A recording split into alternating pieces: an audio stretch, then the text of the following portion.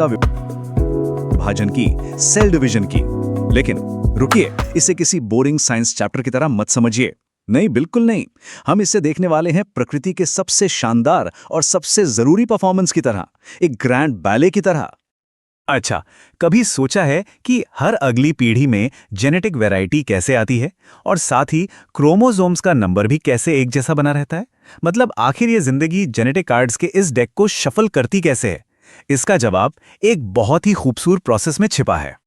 तो चलिए आज के इस परफॉर्मेंस का प्रोग्राम देख लेते हैं। हम सबसे पहले समझेंगे कि इस डांस की जरूरत ही क्यों है, फिर इसके 2 मेन एक्ट्स को देखेंगे और आखिर में बात करेंगे कि ये पूरा का पूरा बैले आखिर इतना जरूरी क्यों है। तो चलिए शुरू करते हैं।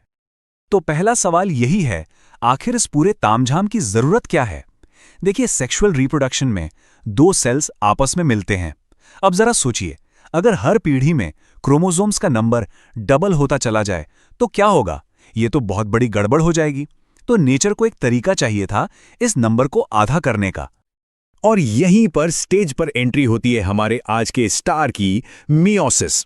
ये एक बहुत ही खास तरह का सेल डिवीजन है जिसका सिर्फ एक ही मकसद है, क्रोमोसोम के नंबर को ठीक आधा कर देना। इससे जो सेल्स बनती हैं उन्हें हम हैप्लॉइड सेल्स या गैमीट्स कहते हैं। है ना क्रोमोसोम प्रॉब्लम का एक शानदार सॉल्यूशन।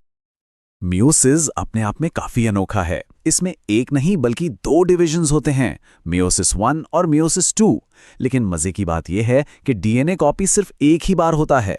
इसी प्रोसेस में होमोलोगस क्रोमोसोम्स एक दूसरे से मिलते हैं, अपनी जेनेटिक जानकारी एक्सचेंज करते हैं और आखिर में एक सेल से 4 बिल्कुल नए सेल्स बनते हैं। और अब पर्दा उठता है हमारे परफॉर्मेंस के पहले एक्ट का, मियोसिस 1। इसे हम द ग्रेट सेपरेशन भी कह सकते हैं, क्योंकि यहीं पर सबसे जरूरी चीज होती है होमोलॉगस क्रोमोसोम्स का एक साथ आना और फिर अलग हो जाना। इस पहले एक्ट की शुरुआत ही सबसे मुश्किल है, जिसे कहते हैं प्रोफेज 1। ये एक इतना लंबा और पेचीदा डांस है कि इसे समझने के लिए 5 अलग अलग स्टेप्स या सब स्टेजेस में बांटा गया है। चलिए इस कॉम्प्लेक्स कोरियोग्राफी को थोड़ा और करीब से देखते हैं। तो ये पूरा डांस 5 स्टेप्स में होता है। सबसे पहले लेप्टोटीन में क्रोमोसोम्स गाढ़े होकर दिखने लगते हैं। फिर जाइगोटिन में वो अपने पार्टनर यानी होमोलॉगस क्रोमोसोम के साथ जोड़ी बनाते हैं। लेकिन असली जादू होता है पैकेटिन में। यहीं पर होता है क्रॉसिंग ओवर, जहां जेनेटिक इंफॉर्मेशन की अदला बदली होती है। इसके बाद डिप्लोटीन और डाइकाइनेसिस में वो अलग होने की तैयारी करते हैं। तो ये क्रॉसिंग ओवर आखिर है क्या? सिंपल भाषा में कहें तो ये होमोलॉगस क्रोमोसोम्स के बीच जेनेटिक मटेरियल का एक्सचेंज है। ये वही पल है जब जेनेटिक कार्ड्स को असल में शफल किया जाता है, जिससे हर गैमीट अपने आप में यूनिक बन जाता है। यही जेनेटिक वेरिएशन का मेन सोर्स है। और यहाँ एक बहुत ही हैरान करने वाली बात है, कुछ वर्टिब्रेट्स जैसे कि हम इंसानों में फीमेल की एग सेल्स डिप्लोटीन स्टेज में महीनों या सालों तक, बल्कि दशकों तक रुकी रह सकती हैं। ये दिखाता है कि बायोलॉजिकल डांस कितना फ्लेक्सिबल हो सकता है। प्रोफेज 1 के बाद पहला एक्ट काफी सीधा साधा है। मेटाफेज 1 में क्रोमोसोम के जोड़े सेल के बीच में लाइन अप हो जाते हैं। फिर एनाफेज 1 में होमोलोगस क्रोमोसोम्स अलग हो जाते हैं। लेकिन यहां एक बात ध्यान रखने वाली है, सिस्टर क्रोमैटिड्स अभी भी एक दूसरे से जुड़े हुए हैं। और अब हम आते हैं दूसरे एक्ट पर, मियोसिस 2। ये डिवीजन पहले वाले से काफी सिंपल और तेज है। सच कहूं तो ये बिल्कुल एक नॉर्मल सेल डिवीजन यानी माइटोसिस जैसा ही लगता है। इसका मकसद भी सिंपल है, जो सेल्स बने हैं उन्हें एक बार और डिवाइड करना। मियोसिस 2 के सारे स्टेप्स माइटोसिस जैसे ही हैं। यहां सबसे इंपॉर्टेंट मोमेंट आता है एनाफेज 2 में। इसी स्टेज पर सेंट्रोमियर टूटते हैं और सिस्टर क्रोमैटिड्स फाइनली एक दूसरे से अलग होकर सेल के ऑपोजिट पोल्स की तरफ चले जाते हैं। और इसी के साथ ये शानदार बैले अपने ग्रैंड फिनाले तक पहुंचता है।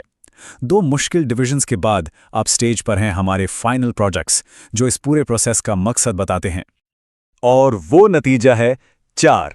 जी हां, एक सिंगल डिप्लॉयड सेल से 4 बिल्कुल यूनिक हैप्लॉयड डॉटर सेल्स बनती हैं। हर एक में पेरेंट सेल के मुकाबले आधे क्रोमोसोम्स होते हैं और हर एक जेनेटिकली दूसरे से अलग होती है। तो इन सब का मतलब क्या है? ये पूरा का पूरा डांस आखिर इतना मायने क्यों रखता है? देखिए, ये सिर्फ सेल्स को डिवाइड करने के बारे में नहीं है। इसके नतीजे जिंदगी की कंटिन्यूटी और डाइवर्सिटी के लिए बहुत गहरे हैं।